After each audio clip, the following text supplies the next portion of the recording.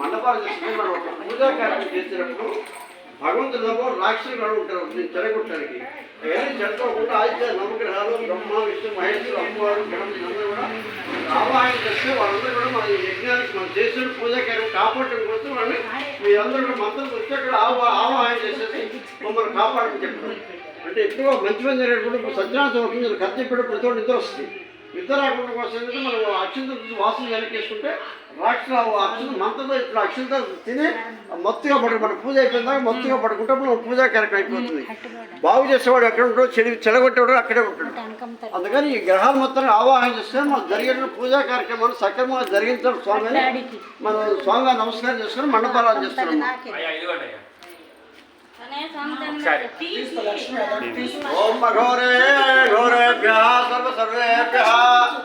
మండపారాలను చుట్టూ మొత్తం చెప్పండి.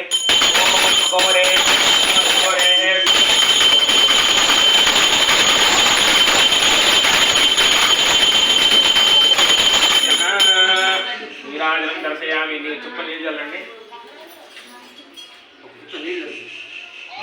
నీరాజనం దర్శయామి. స్వామివారికి అద్దెల ముందు సకల విగ్రహానికి కింద మండపారాలకి వినాయకుడికి మొత్తం చెప్పండి. నీరాజనం దర్శయామి. నీరాజనానందరం శుద్ధ ఆదిమన్యం సమర్పయామి.